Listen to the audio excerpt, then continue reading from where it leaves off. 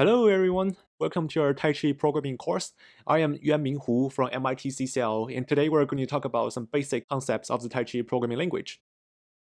So before we start, it's important to point out that this course is very introductory. You only need to have some basic understanding of Python or any other programming language. You don't need any prior knowledge beyond that. We're not going to talk about advanced topics such as data layout, specification, sparse data structures, and advanced differential programming in Tai Chi.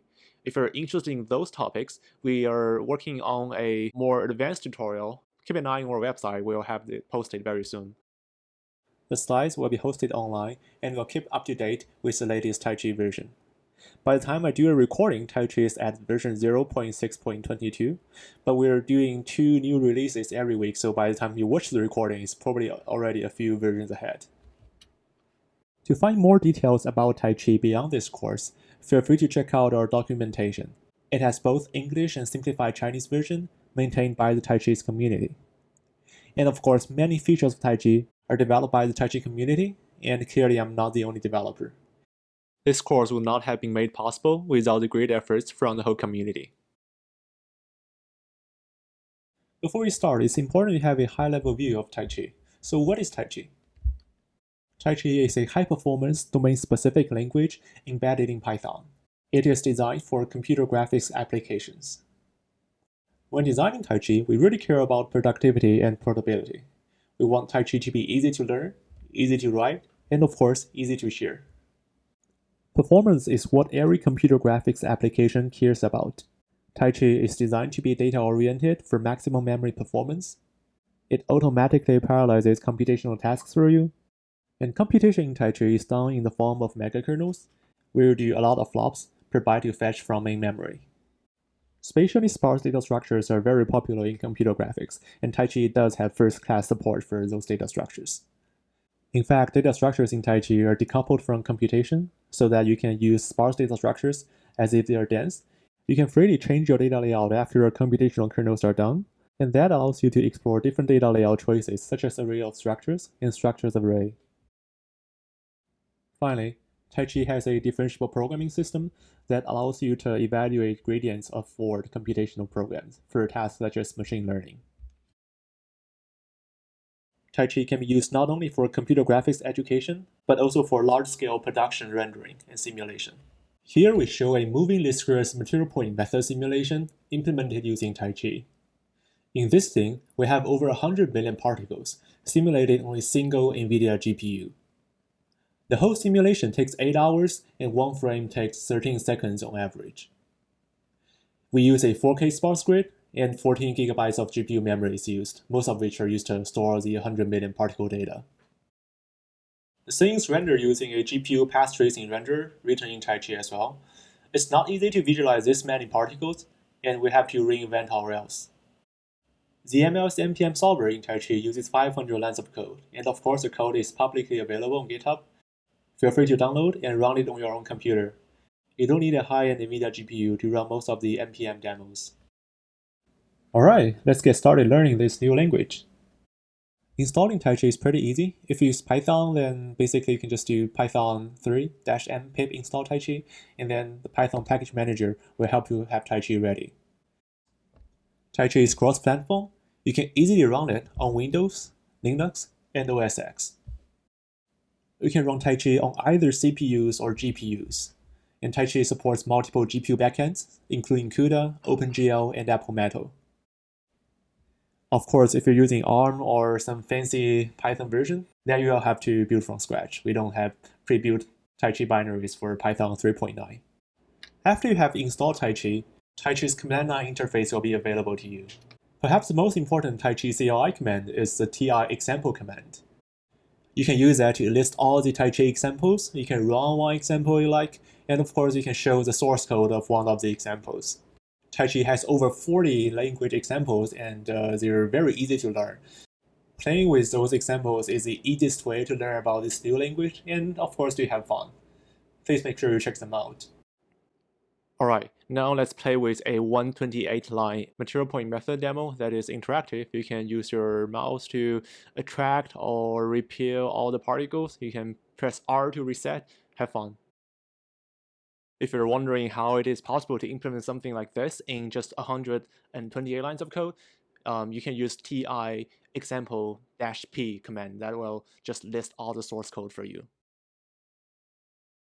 Now let's see a different example. Here we have a scientist field renderer.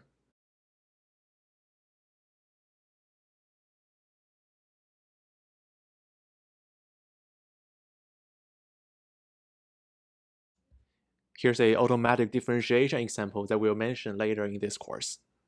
Here we're using gradient descent to fit a polynomial to the data points.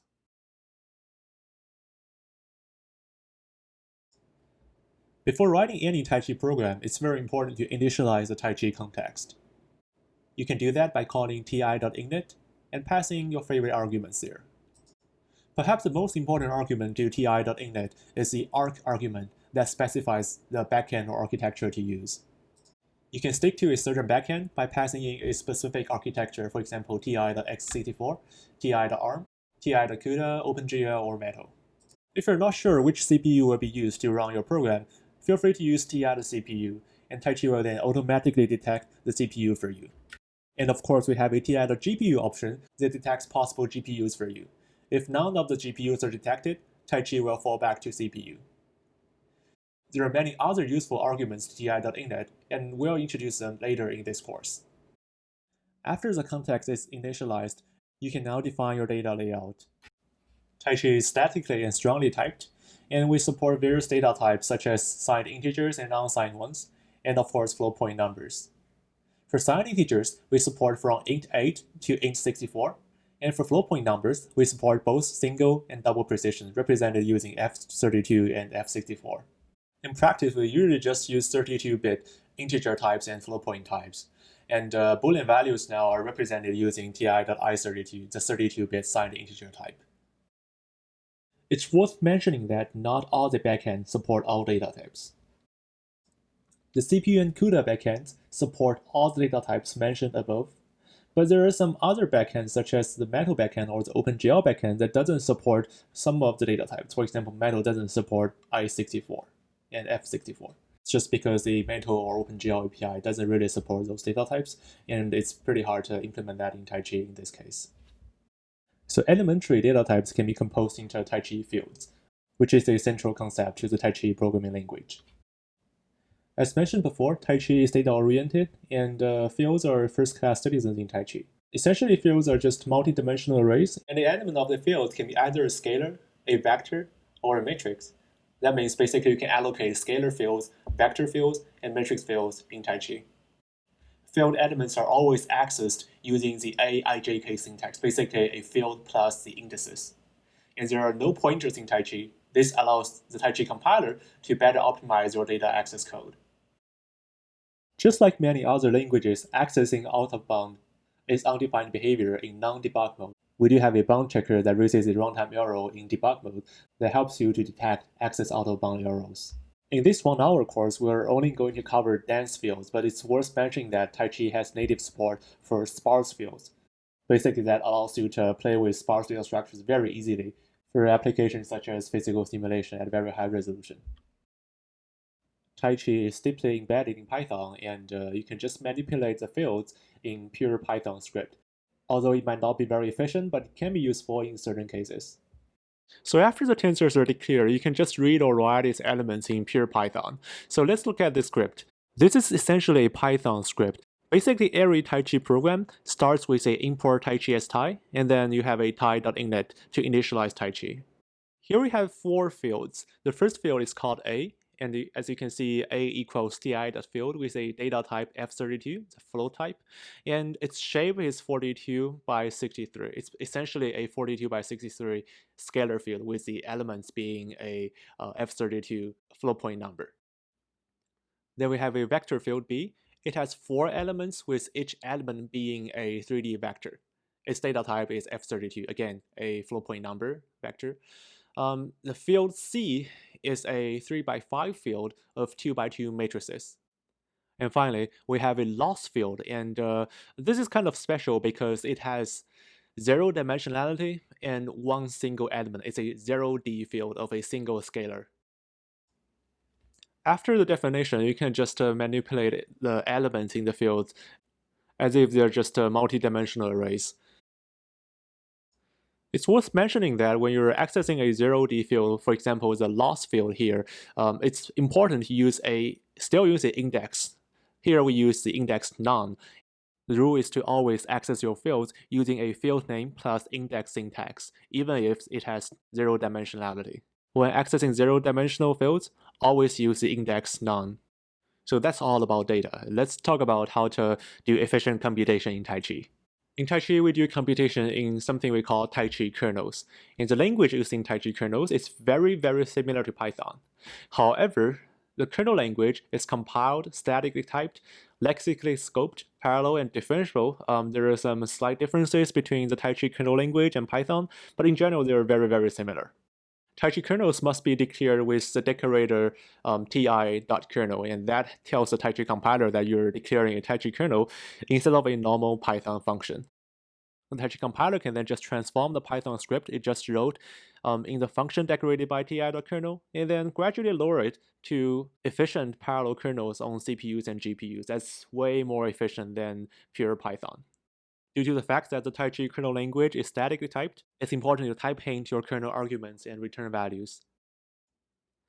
Let's look at two examples here. We have a hello kernel here that does something like just taking an argument I and declare a local variable a, and then print hello world with the sum of a and I. If you call this kernel in Python script, it will print out a sentence hello world 42.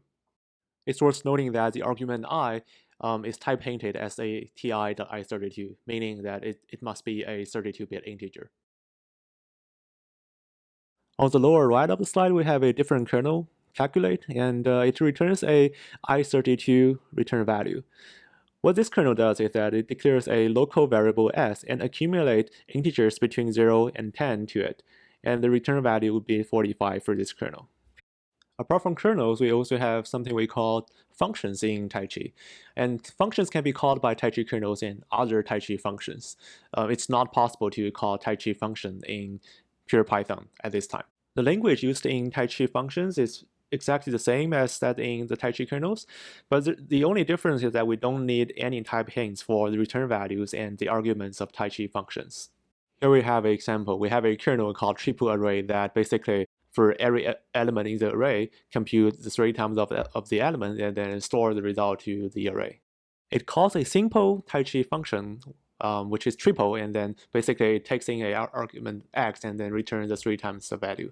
As you can see, declaring and calling a Tai Chi function is exactly the same as declaring and calling a Python function. The only thing is that you can only call Tai Chi functions in other Tai Chi functions or in other Tai Chi kernels. You cannot directly call Tai Chi functions in Python. The Tai Chi compiler treats all Tai Chi functions as being fourth in line. So basically that means there's no recursion allowed in Tai Chi functions. And for now, a Tai Chi function can have at most one return statement. Multiple return statements are not allowed in Tai Chi functions. If you have conditional returns, please just allocate a local variable storing that return value, and then just return the local variable instead without any condition. And then you can basically use just one return statement for conditional returns. Most of the Python math operators are directly supported in Tai Chi. For example, you can easily do a plus b, a divided by b, and a modular b.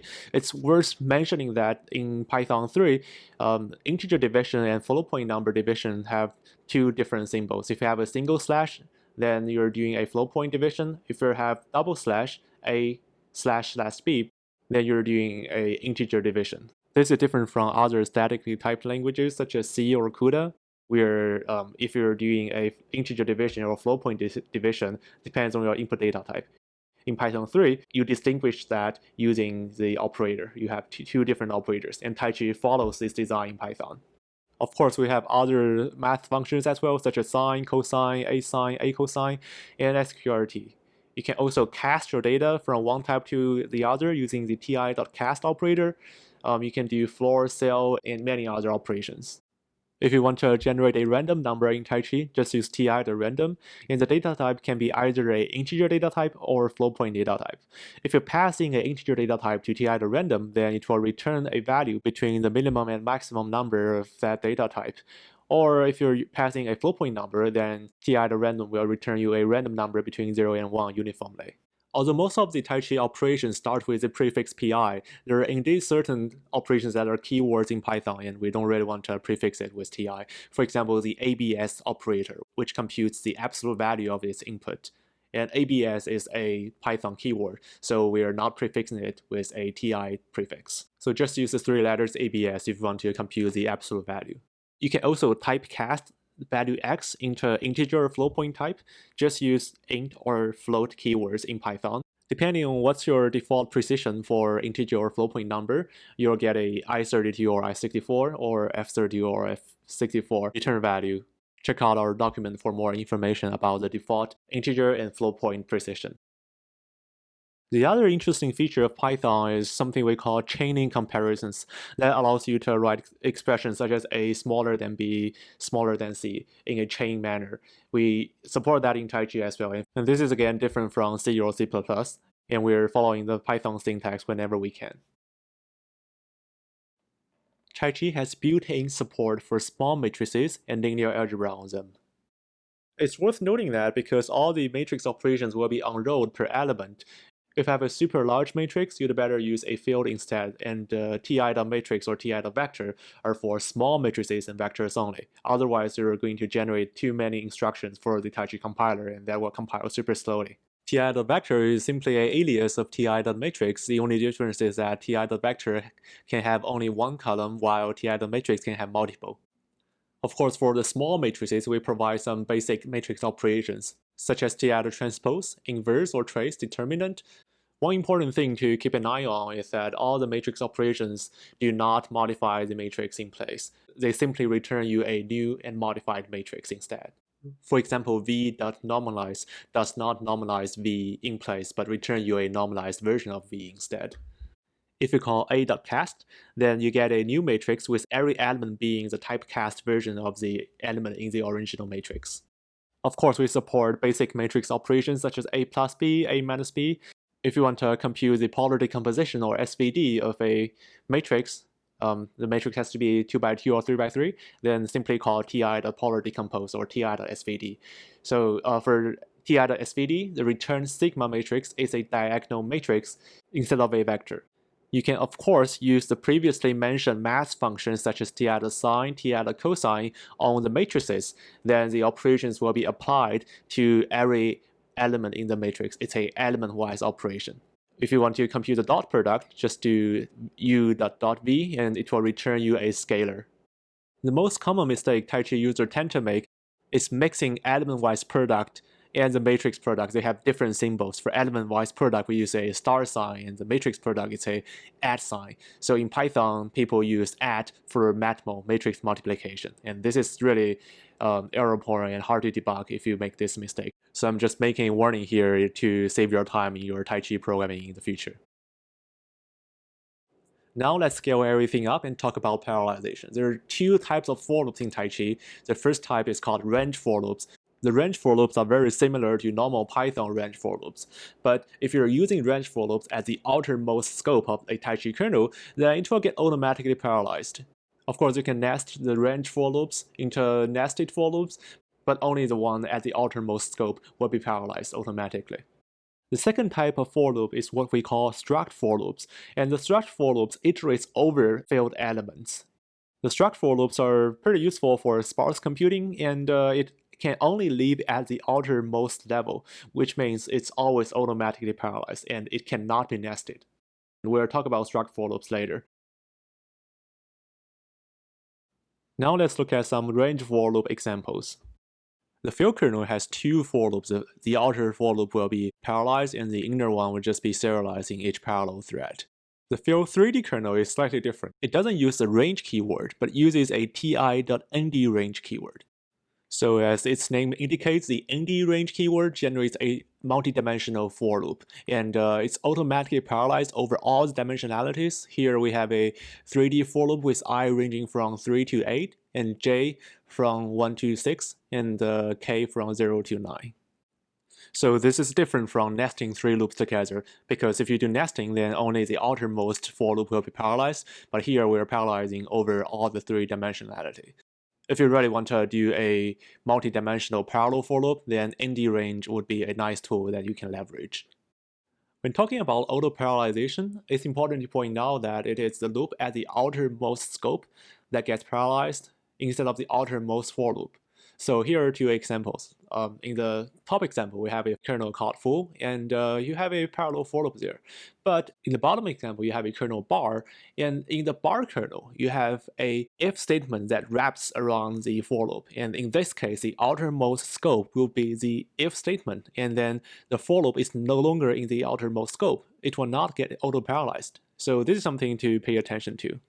Now let's talk about struct for loop. The struct for loops iterate over all the field coordinates. For example, here, in this example, we have a field called pixels. The pixel field has a size of 640 by 320. And if you do a struct for loop for ij in pixels, then the ij values will just iterate over all the field coordinates. Here we're iterating through 0, 0, 0, 1, 0, 2 to 0, 3, 19, and then 1, 0, and all the way to 639, 319.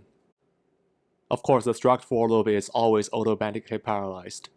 So in Taichi, we also support sparse fields, and here pixels is a dense field. When you're using a struct for on a sparse field, then the indices will only be the active subset of all the elements. That allows you to skip the inactive elements of a sparse field, which makes your program run more efficiently if there is a huge sparsity in your storage.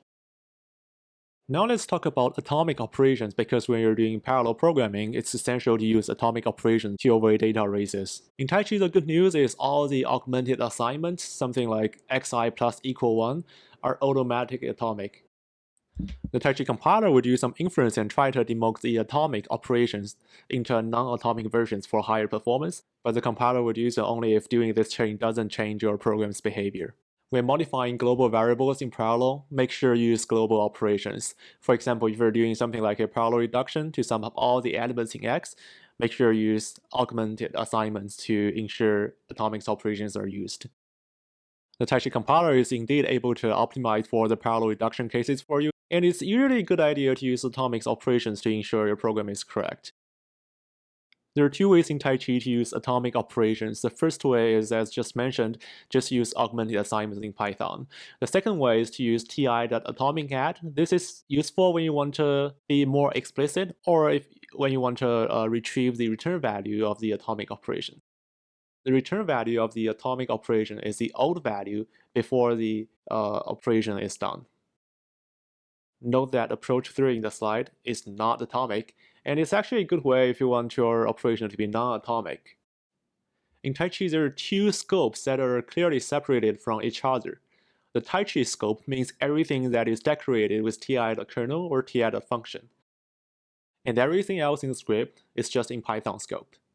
Encoding Taichi scope will be compiled by the Taichi compiler and run on parallel devices, while coding Python scope is just simply Python code, and it will be executed by the Python interpreter. So there's a clear performance difference between Taichi scope and Python scope, and it's not always the case that you can do an operation in both scopes. Sometimes you can just do operation in just Taichi scope or just Python scope.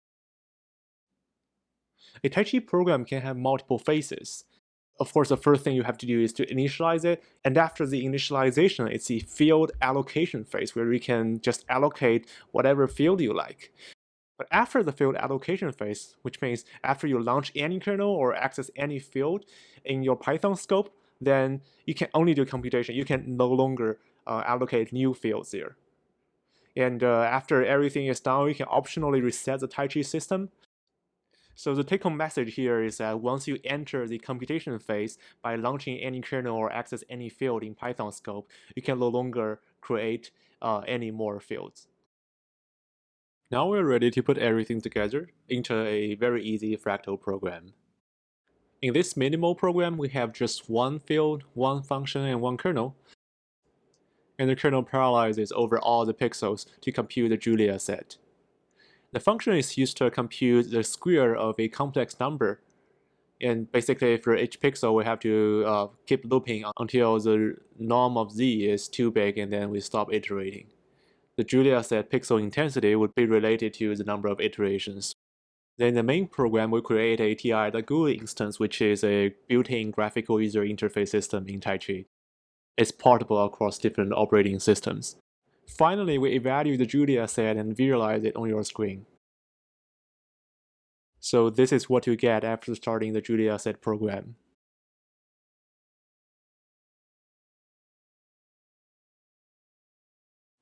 Okay, now that your first Tai Chi program is done, let's think about how to make your code really modularized and reusable.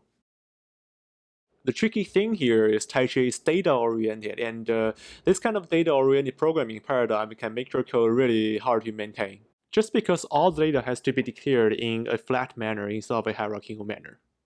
A lot of people already have experience in object-oriented programming where you can organize your data in a hierarchical manner so that one object can contain a lot of other different objects. This kind of hierarchical organization can easily make your code more organized and more maintainable. That's why Taichi borrows some concepts from object-oriented programming, or OOP, and we end up with a hybrid scheme called ODOP, Objective Data Oriented Programming. There are three very important decorators in Taichi's ODOP scheme, and perhaps the most important one among them is the TI.DataOriented decorator. That is to decorate your Taichi class. Within the class, you can just use normal Tai.Kernel or Tai.Function to decorate the class members that are Taichi kernels or Taichi functions. If you're interested in how that is possible in Python, we have a blog post in Chinese that tells you the development story of the decorators. If you understand Chinese, then please definitely check that out. Here we have a ODOP example where you're simulating a solar system. As you can see, we have a solar system class that is decorated with a Tai.DataOriented decorator. Just like every Python class, we have an initializer where you can declare not only Python class members, but also Taichi fields. Here we have self.x, v, and center that are essentially Taichi fields. And you can just use Taichi fields in classes without any problem, as long as your class is decorated with a TI.DataOriented decorator. Of course, in Taichi classes, you can have static methods, and static methods can be used in combination with ti.function or ti.kernel. It's easy to declare Taichi kernels within the classes, as long as you pass in self as a parameter to that function, which is exactly the same way as you define a function for normal Python classes. After defining two more member methods, the gravity and integrate kernel and function, now we can just create an instance of the class that we just defined. Clearly, you can do that in the same way as you declare a Python class instance. Here we have solar equals solar system, and then you pass in the initializer parameters. So to wrap it up, defining a Taichi class is mostly the same as defining a Python class. The only difference is that you have to prepend a ti.data-oriented decorator to the Taichi class definition. And then you can just use Taichi fields, Taichi kernels, Taichi functions in any combination with the existing Python class member decorator such as static method or class method decorator. So that's about how to use Taichi classes. Now let's move to metaprogramming, where you can use something like templates. Taichi provides metaprogramming tools in the language, and it can be pretty powerful. Template metaprogramming in Taichi allows user to pass almost anything to Taichi kernels, including fields, strings, even other Taichi classes to a Taichi kernel, whatever you want. And it can also improve runtime performance because now some arguments or some data are just compile time constants, and you can do some compile time inference to reduce your runtime cost. An even crazier thing is that you can achieve dimensionality independence using metaprogramming in Taichi. That means basically you can write 2D and 3D simulation code together. That greatly improves your code reusability if you're writing physical simulators. And of course, the Taichi standard library is developed using Taichi metaprogramming, and this process is greatly simplified thanks to the fact that we support metaprogramming in Taichi. One interesting thing to mention here is that Taichi kernels are lazily instantiated, and a lot of computation can happen at compile time. The kernels will not get instantiated until the first time you call it. And this is true even for kernels that does not have a template argument. And actually, every kernel in Taichi is a template kernel, even if it has no template arguments. So now let's look at templates, which are one of the most important meta-programming tools that are exposed in Tai Chi. Here we have a copy kernel that takes 2 template arguments and 1 numerical argument. You can basically pass everything to the template argument, including Tai Chi fields, and here you can of course pass 2 fields to the x and y, and then the copy kernel will apply the numerical increment c to every element in x and then store the result in y.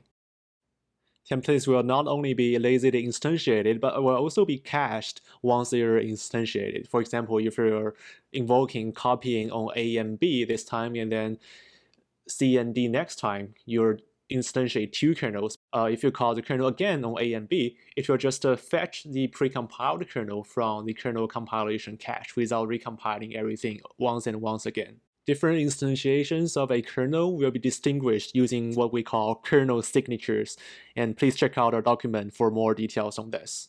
Of course, I believe in most cases you don't have to worry about it at all. So template arguments, just like C++ templates, it can take almost everything. You can pass fields, classes, functions, strings, numerical values, whatever you want, and they will become compile time constants when instantiating the kernel. So it's pretty useful when you're trying to write useful code.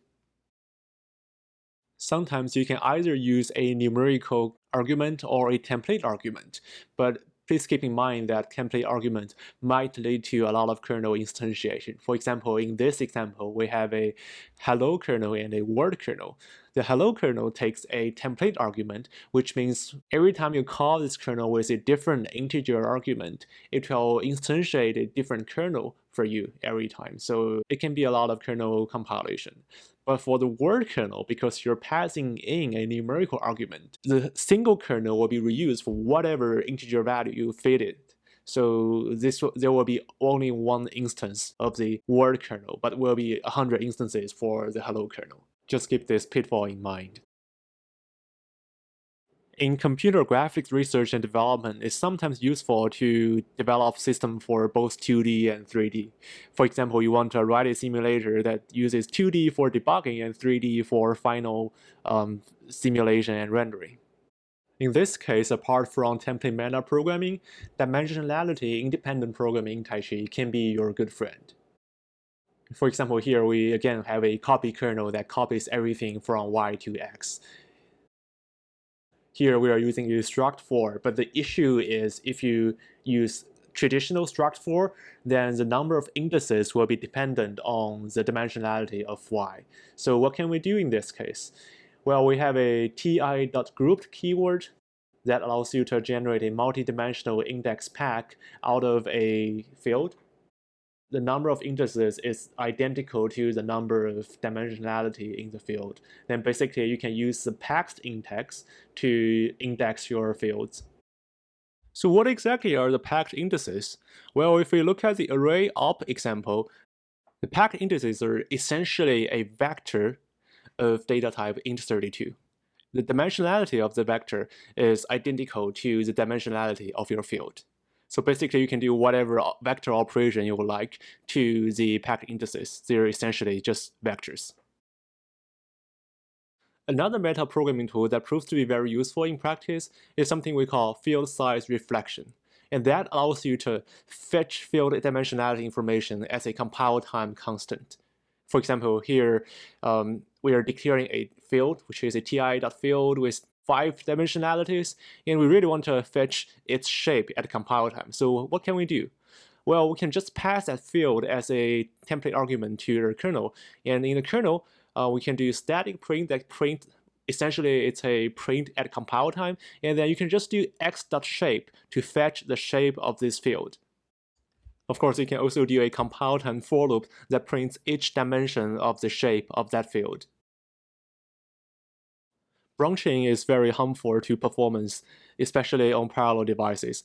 On CPU, branches can mess up your pipelining, and on GPUs, you're gonna get warp divergence, which is not very efficient. And Taichi allows you to avoid runtime branching by moving the branching from runtime to compile time.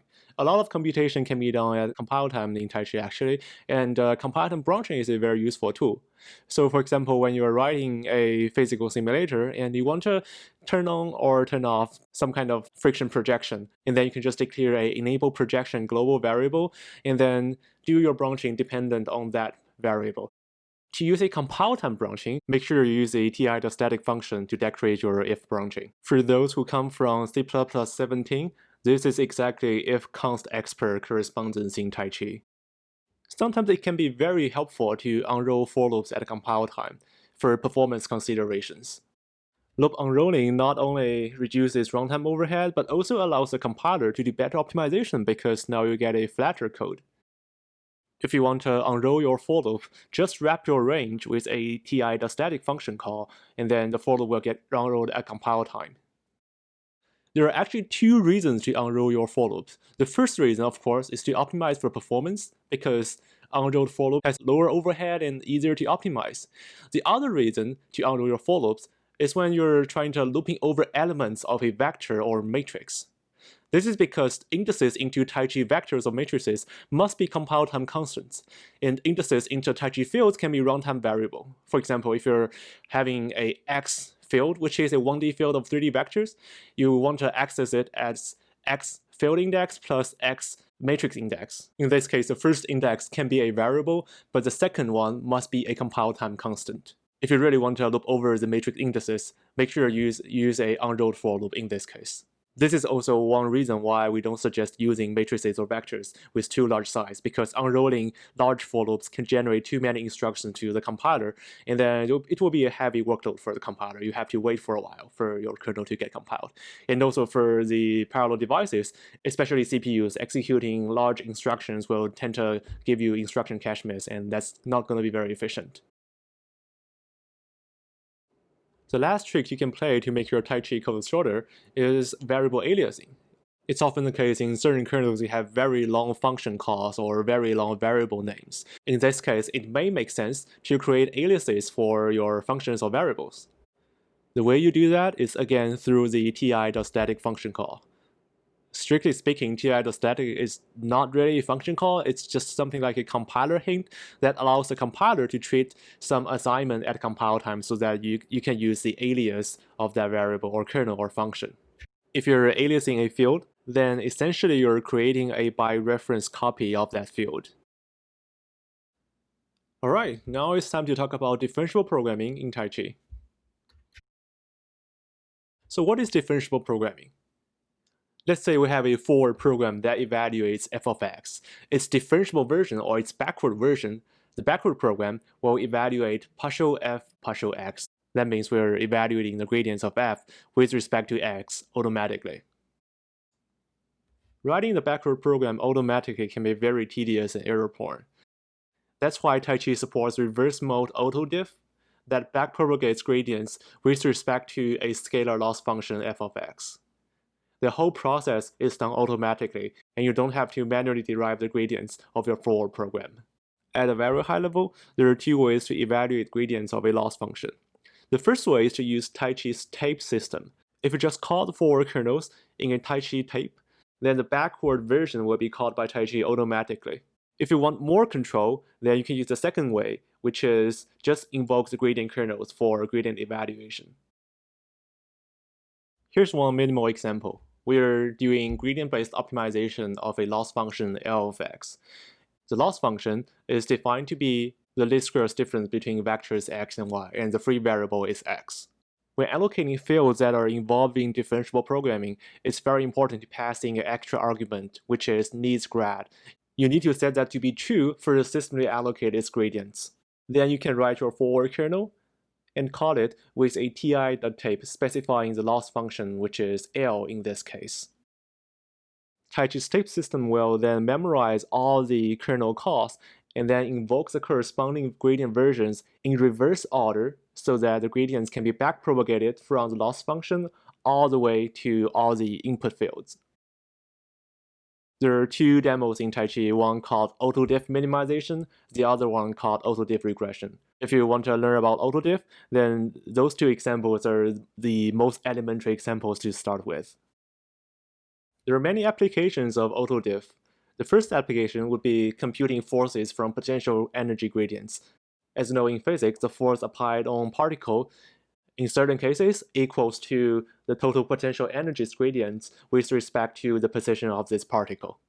And of course, in many cases, manually deriving all the gradients can be a pretty nasty process. So we can just use Taichi's Auto-Diff in this case. The first step is to allocate a zero-dimensional field that stores the potential energy function. And then you can define a series of 4 kernels that computes potential energy using the positions of the particles, and then accumulate the results to the total potential energy field. It's fine to have multiple kernels to compute the potential energy, and Taichi is able to handle that case as well. Again, in a ti.tape environment, you can just call the forward kernels, and Taichi will play back everything for you. After everything's done, the force on each particle would just be negative x dot gradient I, which is the loss function's gradient with respect to x. Of course, there's a negative sign here for the force relationship to the potential energy gradient. The second application of differentiable programming in Tai Chi is to differentiate the whole physical process. In this kind of application, you have a forward function f that time steps your states, including your position, velocity, and any other physical state into the next time step.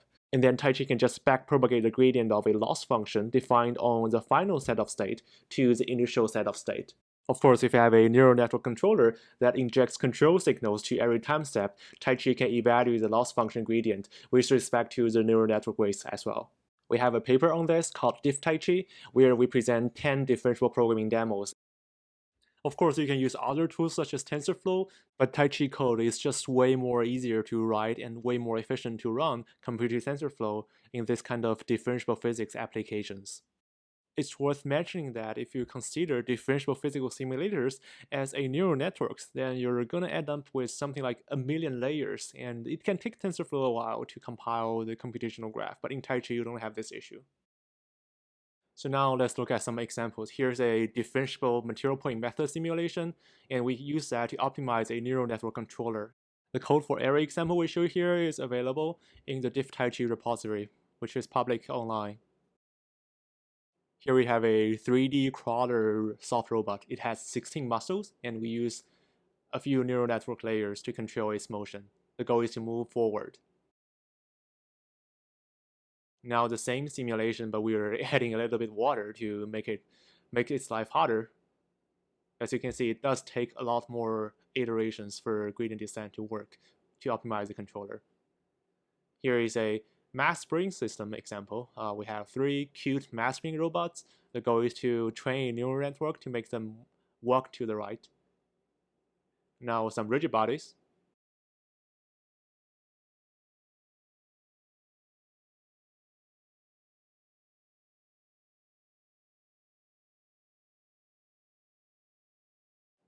Here we are advertising Taichi by optimizing for a initial velocity field that gives you a Taichi logo after certain time steps.